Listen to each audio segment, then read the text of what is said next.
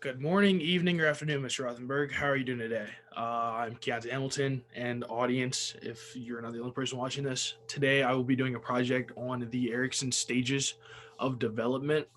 And basically, what that is I think, well, this is a guy named Erickson who was a theorist who created like the psychological like stages of development depending on your age group, who created different conflicts depending on your age group to see which side of the spectrum you're on. And there's sort of a like failure slash success skill that he has within those conflicts. And he has like descriptions of them, what they should be, sort of like questions and answers. And today I will be providing people in my life with questions to see which side of the spectrum they're on, all of his conflicts, and basically to conduct a test to, I guess, prove his theory or to see what his theory is exactly about or to try to teach myself more about his theory. So I chose four people: my grandfather, my dad, my little brother, and Sean Keeley, who is another student at Prep. And they are all in different age groups, four different age groups. And I asked them each three to four different questions just to see where they align on the spectrum and how they would do like for like I guess this could be called like the experiment or the test to see where they lined up with the Erickson stages of development, just to see where the people in my life line up and how they would react to the questions and to even see if they were on the scale at all or if the scale was just a fluke thing. Thank you. Go. How you doing today, J Jack? You're my little brother, of course. So let's get straight into it. The conflict that I'm studying with you today are industry versus inferiority. First of all, do you know what that conflict is? No. Basically means, do you feel happier when something happens, like when somebody like tells you what you're doing, or do you feel inferior, like sadder when something goes wrong? Do you think that applies to you, like in class? Do you feel like happier when you like get something right? Yes. Okay. First question. So now we know the conflict applies to you. First question: do you feel more confident or happier among the other classmates when you are successful in school? I feel happier. Well, because when I'm successful in school, Yeah. it shows that I'm getting smarter and smarter. Okay. Good. Do you feel more inferior than other classmates when you get a question wrong in front of the other students, whether it be Zoom or in school, and why? No, I don't feel sad because it's not like a major decision. That's true. It's not. Yeah. It's not too complex. Yeah. Okay. Yeah. Number three. When someone tells you did a move well in practice, do you have more belief in your skill set than when you were first learning moves? So let's provide an example. Let's say the coach Jason, your wrestling coach, takes you down, or you take somebody down, and Coach Jason's like, "Hey, great job."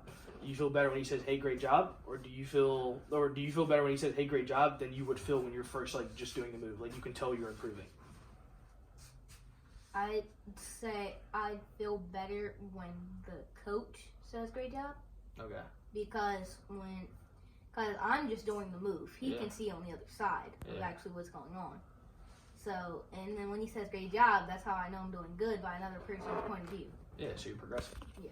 So last question kind of also matches up with the answer you just gave, where it says, "Do you feel more confident in your work when somebody tells you that you were successful, or when you figure it out on your own?" So do you feel better when like somebody is behind you telling you that you're doing a great job, or do you feel better when you're sitting down by yourself and you're trying to figure it out on your own? Well, I'd feel better by myself because whenever I get it right, I want to know for myself that I got it right. That makes a lot of sense. Yeah. Okay, thank you for the interview. Those were the four questions. You pretty much matched them on the scale, and I would say you are on the good side of the spectrum, and you did pretty well today. Thank you. You're welcome.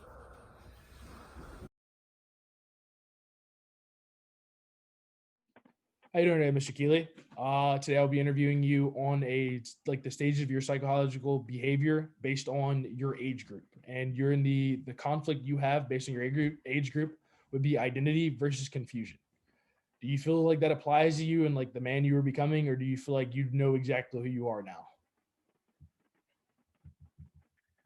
I think that applies to everyone, considering the fact that nobody's fully developed until at least, their 60s, I would say. Makes sense. Good answer. Good answer. So now that we've officially started the interview, let's go to our first question. Do you feel confident that you know your beliefs, ideals, and values, and what are some examples you could give from them? I wouldn't say I'm confident in any of them solely for the fact that I try not to look into the future of my life. That I try to live day by day and not really worry about what's going to happen, so I don't really set goals, being in college, stuff like that. But I think that's pretty universal goal between everyone in my age group. Okay, so you're more the spontaneous type. That actually makes a lot of sense. We're still young, still, I guess they say young and dumb. So we got a lot of stuff to go through, a lot more mistakes to make. Okay, number 2, how does your identity affect your behavior in social situations? Personally, I would say that I'm a fairly quiet human being, except people that I'm comfortable with. So if you first met me, I wouldn't be a very talkative type. But if you're someone who I've known for at least a year, I would say I'm a very talkative, happy, and energetic person. It makes sense considering my freshman year, we were a little like sort of just connecting, and now we're like cool. So that's why you're in the interview now. Number 3, do you think your social interactions in the past have changed your identity we see today? And do you think they're still changing? That's number 3 and 4. Basically, do you think that they have changed who we see today? And do you think they will still change in the future? I think they definitely have changed because, I mean, I think the point of being human is adapting and evolution. So I think regardless of what you do, just your current environment, you're always adapting and changing to it. So that includes socially, physically, everything. I think going into the future, you're always going to slightly change in some way. I don't think you stay the same person that you were when you were 12, till 50. So. Got you. So from this, my conclusion about your complete, I would say, stage is that you're kind of spontaneous. I wouldn't say that you're confused about yourself, but you just are kind of like along for the ride of like what they call life. I feel like that's just where you are. You're like in the middle of identity versus confusion, which is like, I guess cool, but also like the weird spectrum. But hey, you're doing something. At least you're like ready for everything. All right. Good talk. I hope to have you back again one day during this interview. Maybe. We'll see. Peace. I will see you in school soon. Bye. Okay, and the last question. Do you feel that you have made a difference and that this is the most caring you've been in your lifetime? I would like to think I've made a difference in some lives. As far as being the most caring part of my life, I wouldn't say that because I've always been a very caring type person. But I really would like to think that I made some changes in a couple lives that I've touched. That sounds great. This was a great interview. Thank you for actually giving me your time and sitting down and answer these 4 questions. I do feel like you are definitely a part of the stage that you're in a lot of ways, and that you are definitely on the successful side or the good side of the spectrum compared to like what the conflict is. Well, thank you very much for having me, and hope your project goes well. Thank you. Thank you.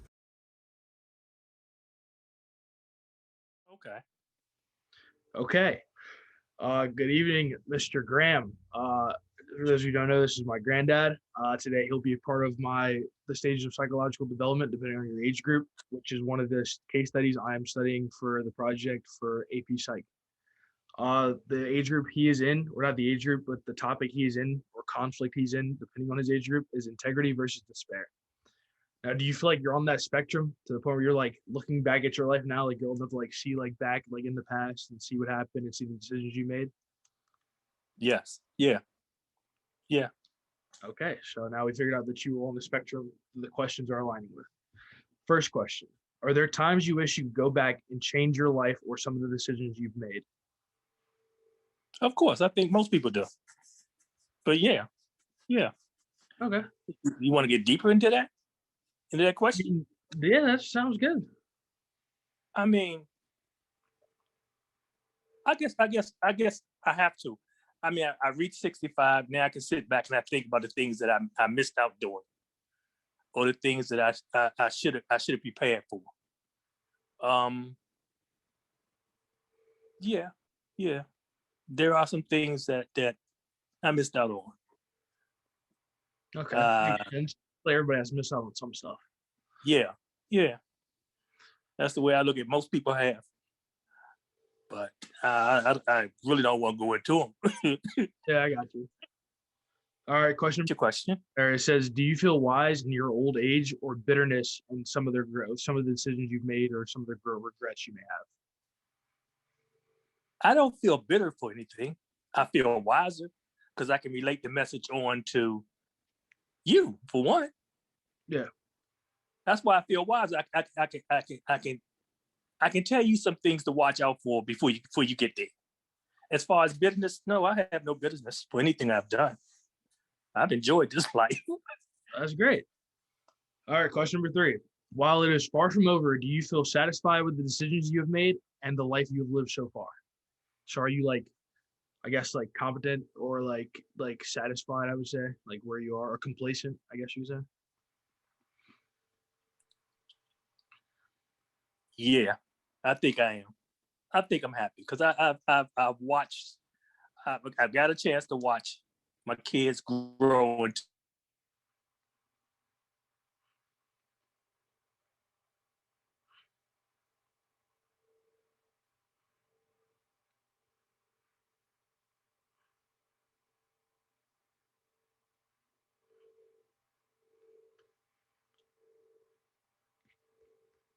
While it is far from over, do you feel satisfied with the decisions you have made and the life you've lived so far?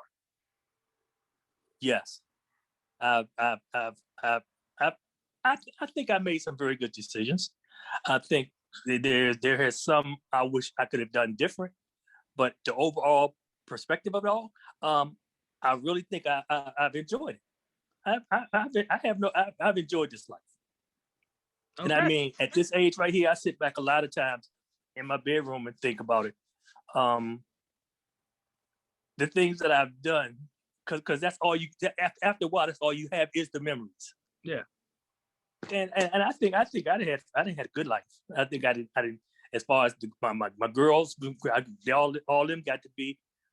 They all accomplished what I wanted them to accomplish, Okay. and that's being successful. So I'm happy. Yeah. Well, you basically just answered my 4th question too. I was like, overall, do you have more regrets, or are you more like complacent and satisfied? And I would say that, yeah, you kind of just answered that. You answered both of those in 2. Yeah, because only regrets that I have 2 regrets in my lifetime. Two major regrets. There are little things that I wish would have changed, but I have 2 major things that that I'm gonna have to take to my grave with me, Got you. and probably the next lifetime. Okay. Just 2. That's not that bad. Someone 2. Oh no, Everything else I've done, and I have no regrets for doing. But Yeah. it's only 2 that I regret doing, and they're things that I'm just gonna have to go into the next lifetime and see what happens. Got you. All right, great interview. Thank you for your time. These will definitely be going into the project that I'm doing. So now I have to like record 2 more things and I'm done. You did really well, and your interview showed like the successful part of the spectrum, as that Erickson would say. Okay, thank you, sir. Okay.